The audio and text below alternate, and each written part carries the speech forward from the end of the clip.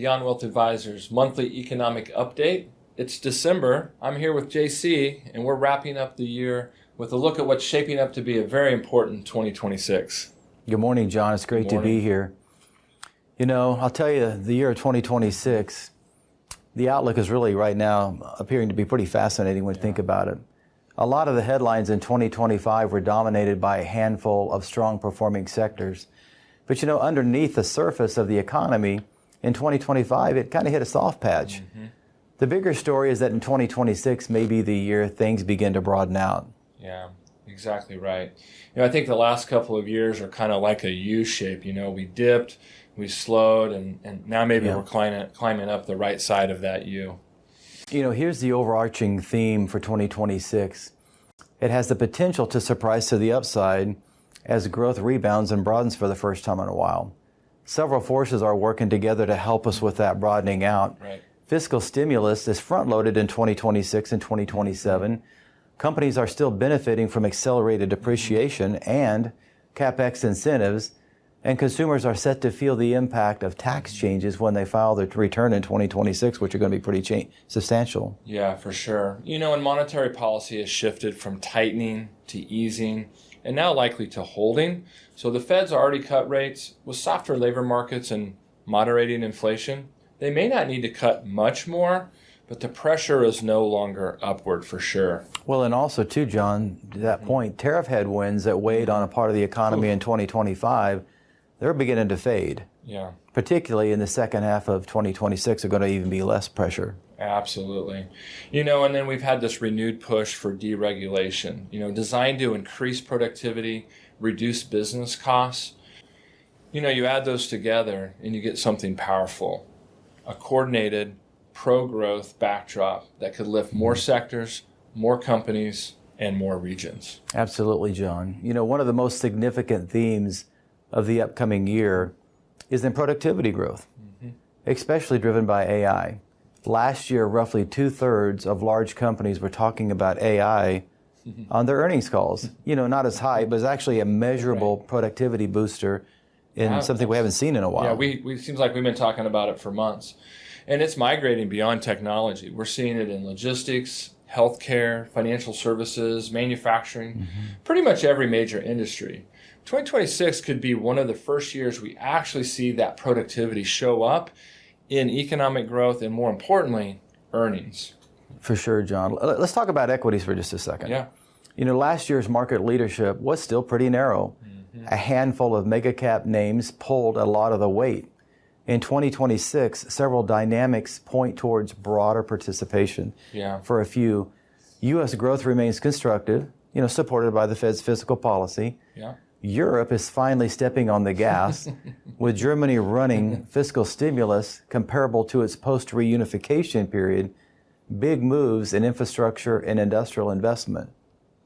Yeah, you know, in Japan and parts of the other emerging markets stand to benefit from that improving global demand and certainly, again, AI-driven productivity. Exactly, John. So here's a historical stat for you, JC. When the economic growth indicators like the ISM are above 50 and accelerating, the S&P has been positive 87% of the time.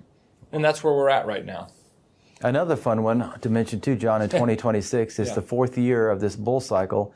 Historically, year 4 tends to be a positive, even with occasional drawdowns. So the takeaway in equities still have a constructive runway, and we finally may see leadership broaden beyond the mega caps.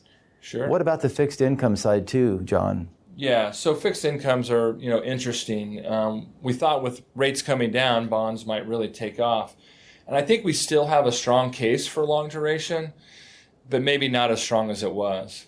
With economic growth firming, the need for additional Fed cuts is definitely lower. Well, and you also, John, have credit spreads tightening, but fundamentally are still supported. Yep. It's an important point. For sure. Defaults are projected to fall and consumer delinquencies are trending lower, and that's always good for the consumer. Yeah. Best opportunities, mortgage-backed securities and asset-backed securities still remain the highest conviction for overweight. They offer attractive yields relative to their history. Yeah, you know, the fixed income market's really going to be fascinating to watch, and we'll see. We'll see what they do with rates. So, you know, for investors who do rely on fixed income, This year's definitely going to be about that selectivity more than that broad bond exposure. We know there's value out there, but it's going to be in specific pockets.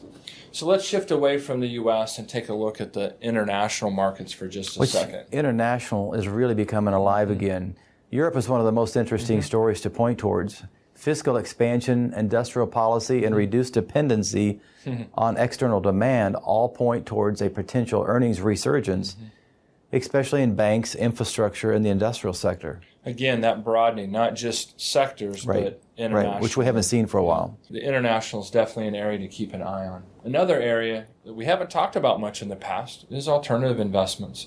We're seeing some opportunity to diversify specifically into 4 key areas. The first is private equity.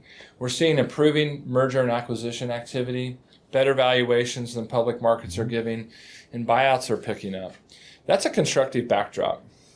Well, and along with private credit, that looks fairly valued, mostly attractive in senior secured capital preservation type strategies. Real estate, industrial, and residential stand out. Cap rates are some of the most attractive we've seen since the global financial crisis. Yeah, no doubt about that. And I think this whole infrastructure, benefiting from the data center expansion, the power grid upgrades, those type of alternative investments in those industries are really going to have an impact. But that all sounds great. But what are some of the risks that we might run into this new year? John, there's a couple that we're actually specifically watching right now. A rise in layoffs, not just slowing hiring, but actual deterioration in the labor market. We've seen some of that in the last few monthly reports. A resurgence in inflation, particularly wage-driven inflation, which could force the Fed to get more hawkish again. Right. And John, these aren't predictions. They're risk indicators. Our job is to monitor them, position portfolios prudently, and avoid overreacting to the noise because there's so much of that out there. So here's the bottom line message for investors heading into 2025. Growth may accelerate, which we hope that it does. Markets may broaden. Policy is supportive. And opportunities exist in both public and private markets. And risks are manageable with discipline and diversification, like we keep trying to tell our clients about the importance of diversification. Yeah, that's spot on. It's a year with real potential, and where staying invested, staying diversified, staying intentional will matter more than ever. Well, we want to thank, first of all, JC for joining me again today. And we want to thank all of you for being with us this year. We want to wish you a Merry, Merry Christmas, a Happy New Year.